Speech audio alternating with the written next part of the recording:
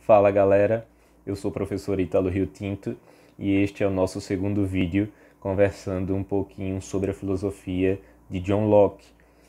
No primeiro vídeo nós falamos sobre o empirismo crítico, de Locke, então a gente tratou das possibilidades do conhecimento, a teoria do conhecimento por trás do pensamento dele, e neste vídeo nós vamos tratar do contratualismo e do liberalismo. Portanto, a gente vai falar sobre a filosofia política, de John Locke.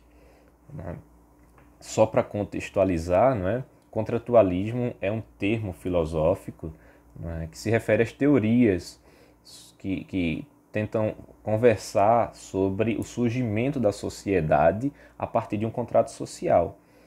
Então, sempre que se falar de contratualismo, está justamente retomando aqueles pensamentos que buscam explicar o surgimento da sociedade através de um contrato social. Os principais contratualistas são Hobbes, Thomas Hobbes, Locke e Rousseau. Então, para a gente entender um pouquinho dessa questão, é só uma observação.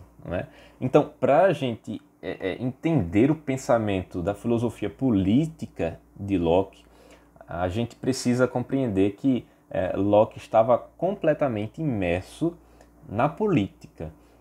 Tanto que ele é um dos responsáveis, um dos responsáveis direto da Revolução Gloriosa de 1688 na Inglaterra. Então, Locke estava de fato mergulhado na política. Mas a gente só consegue entender o desenvolvimento do pensamento político de Locke se a gente compreender a base em que se sustenta esse pensamento político de Locke. Então, a base do pensamento, da filosofia política de Locke está no estado de natureza.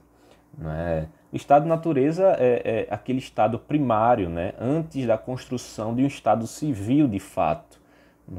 Então, existe antes da construção da sociedade, antes da construção dessa dinâmica do estado civil, da lei, dessa estrutura governamental, legislativa que há de fato, existe um estado de natureza, que é um estado primário do homem.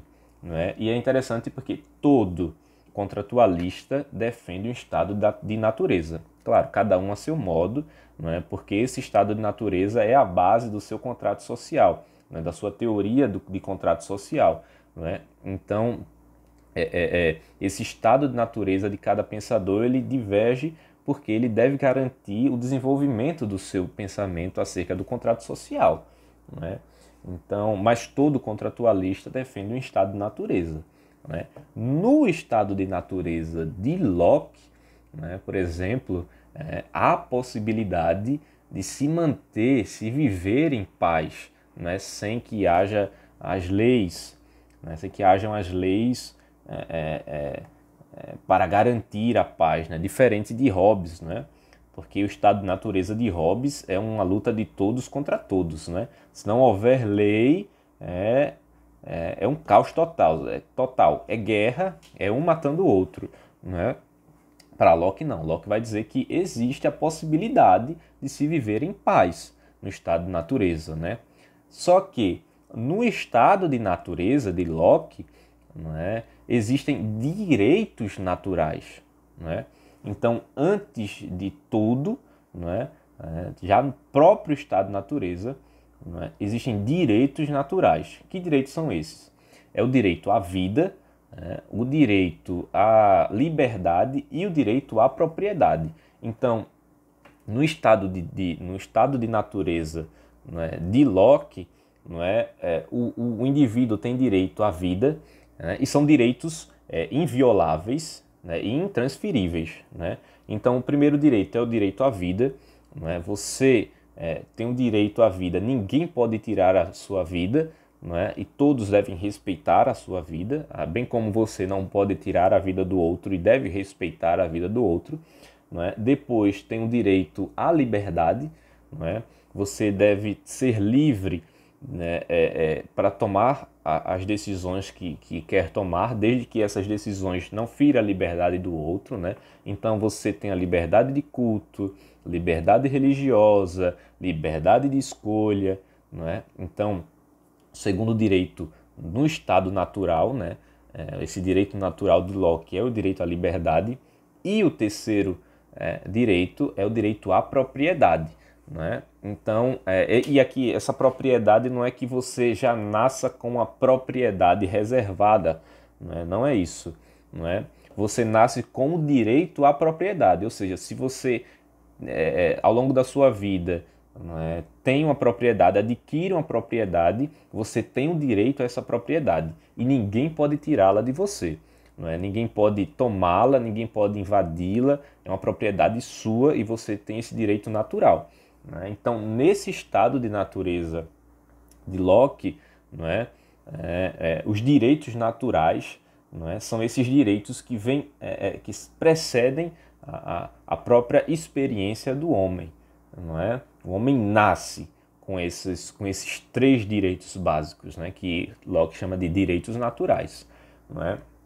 Só que, né, aqui é que entra uma consideração interessante de Locke, né, que ele vai dizer assim, sim, é possível, né, que no estado de natureza, né, se viva em paz, mas, né, para que, né, não se corra o risco, né, de que os direitos naturais sejam violados, não é, faz-se necessário, não é, uma força, né, um poder moderador, não é, uma legislação, não é, e aí que garanta esses direitos naturais. Não é? Então, ou seja, faz-se necessário um regime, não um regime arbitrário, mas um regime que garanta esses direitos naturais. E é aí que nasce o contrato social de Locke. Justamente ele vai dizer, é possível viver em paz? Sim, mas para que essa paz seja sempre garantida, para que não corra o risco, não é, que os direitos naturais, os direitos básicos naturais não sejam violados, não é, faz necessário que os indivíduos, não é, escolham um governante, não é, para garantir esses direitos naturais. Né? Então essa é a estrutura do contrato social de Locke. Não é? O indivíduo, não é, ele escolhe um representante, né, o governante, para que este governante ele possa legislar, seja o moderador, né, desses direitos naturais. Né? Então, o Estado, né, a sociedade civil, ela surge a partir desse contrato, né, a partir desse contrato social, né, para garantir esses direitos naturais. Né? Então, aqui Locke já se apresenta como um democrata, né? É uma democracia. Né? Por quê? Porque o indivíduo vai escolher um representante. Né? E aí vale considerar que Locke é completamente contra o Estado absoluto, não é? É totalmente contra um governante ou um rei absoluto. Né? Tanto é que ele foi uma das pessoas que interferiram diretamente, né, na Revolução Gloriosa, né, justamente porque ele era totalmente contra esse Estado absoluto que defendia Hobbes, por exemplo. Né? Então, o que Locke defende é justamente uma democracia. Não é? Só que aí vale considerar que é uma democracia... Sim, é uma democracia porque há eleição. Né? Esse governante que vai garantir esses direitos naturais, não é? Ele é escolhido. Né? É o indivíduo que escolhe esse governante. Né? Mas Locke era monarquista. Né? Então, o que acontece? Então, ele pensa um monarquismo parlamentarista. Né? Isso significa que um monarquismo em que os parlamentares que governam e não o monarca. não é? E é como é até hoje na Inglaterra, não é? A Rainha Elizabeth II, ela não tem um poder absoluto, ela não é um governante absoluto, não é? Na verdade, quem governa a Inglaterra é o parlamento, não é? Claro, ela tem o poder para dissolver o parlamento, mas aí são N questões, não é? Que fazem com que isso aconteça, que permita que isso aconteça, né? Não é assim ela acordar de hoje eu quero dissolver o parlamento. Não, ela tem critérios para que isso aconteça, né? Então, era justamente isso que Locke defendia. Locke vai dizer que não é para haver um governante absoluto, não é? É para haver um parlamento, não é? Escolhido pelo povo, não é? O indivíduo deve escolher aquele representante para aquele representante ir lá, não é? E representá-lo e defender, né? Aqueles direitos naturais, não é? Então, o contrato social, de Locke, né, perpassa essa dinâmica de que há uma democracia, né, representativa, né, que garanta o direito à vida, o direito à liberdade e o direito à propriedade.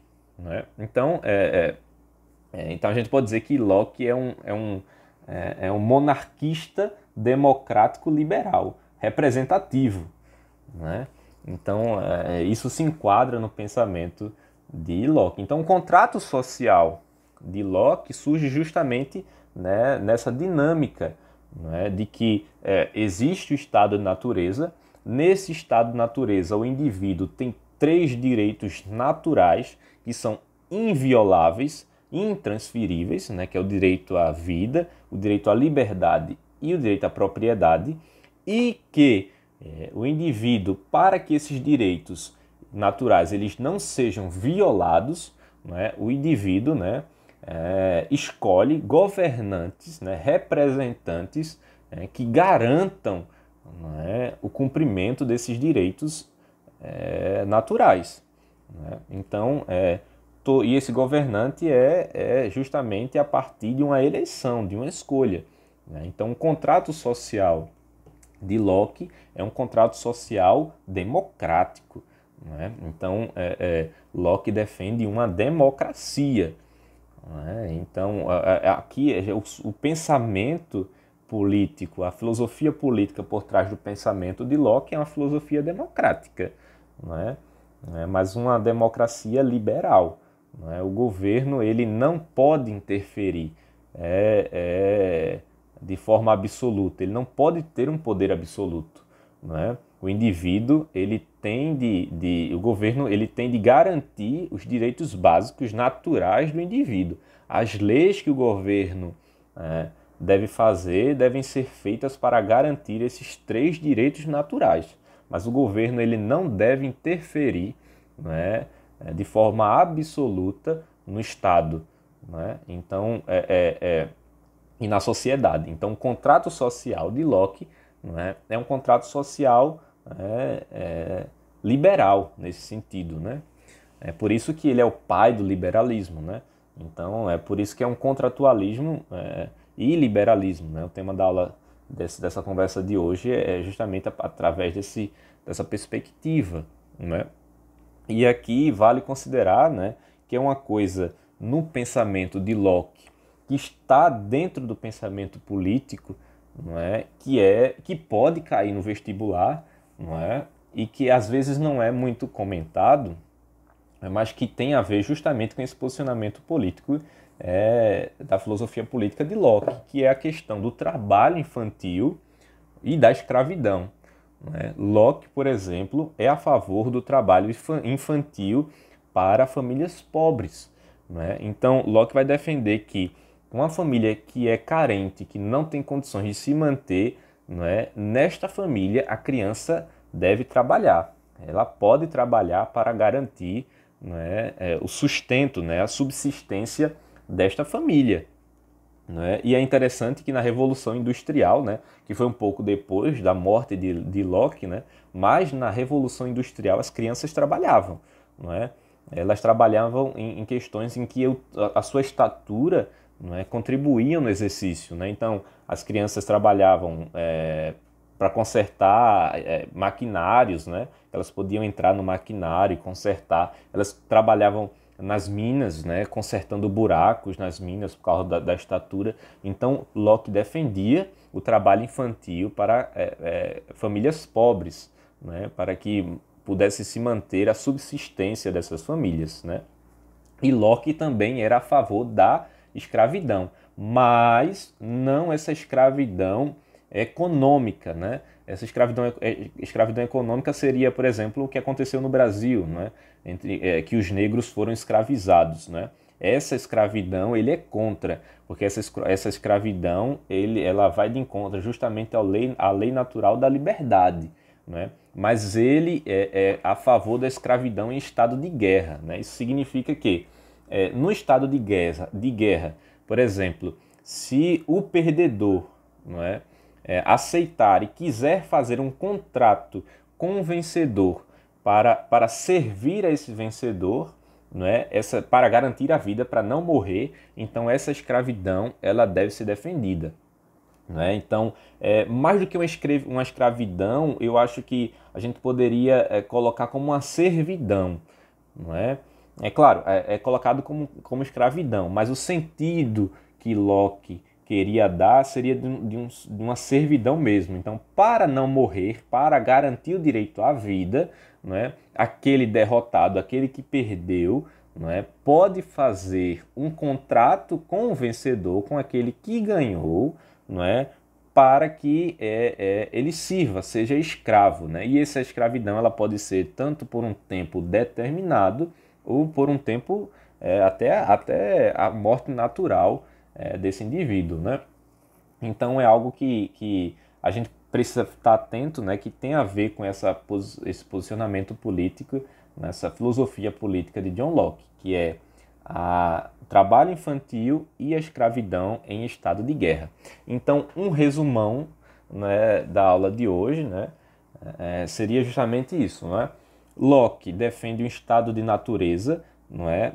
Que é um estado de natureza em que é possível viver em paz, não é? Que diferente, que ele é um crítico, né? A gente viu que no vídeo anterior ele critica Descartes, né, na questão do conhecimento, e na filosofia política ele apresenta uma crítica a Hobbes, né, a Thomas Hobbes, né, porque Thomas Hobbes vai dizer que no estado de natureza, né, é uma luta de todos contra todos, os homens são maus e se não tiver uma lei, se não tiver, o Estado não interferir, os homens vão se matar.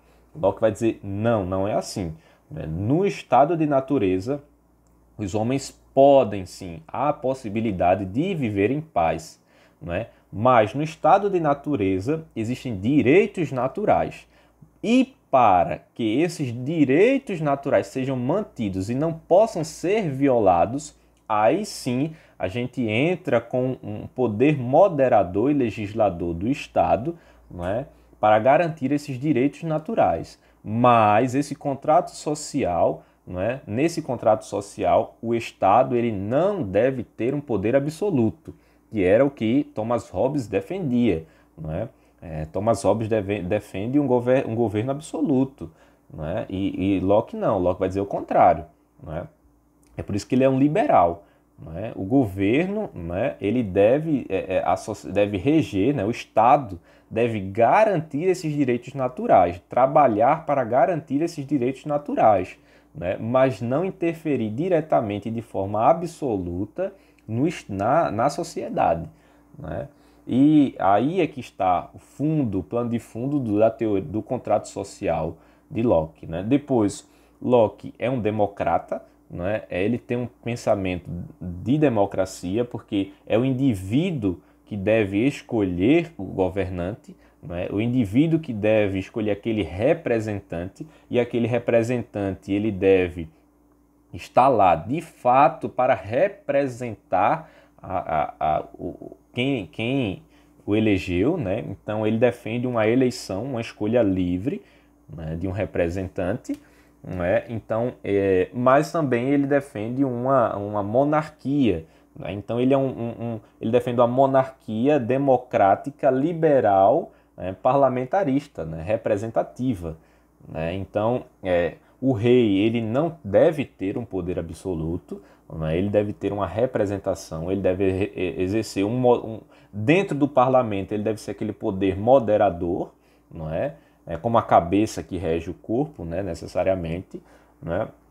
Mas quem governa são aqueles representantes do povo, né? Então,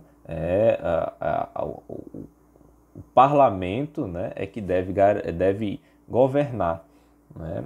E, dentro dessa perspectiva dos direitos naturais, né, Locke é a favor do trabalho infantil, né, para pessoas carentes, famílias carentes, para que exista, né, a garantia da vida, a subsistência dessa família, né, e também a escravidão em estado de guerra, não a escravidão econômica, né, onde o perdedor pode escolher, né, servir aquele que ganha para que não morra, né? Então, este basicamente é o resumo aqui da filosofia política de John Locke, né? Espero ter ajudado. Qualquer dúvida, estamos à disposição para quaisquer esclarecimentos. Se eu não souber, a gente procura e tenta solucionar juntos essa questão, tá bom? Falou, até a próxima.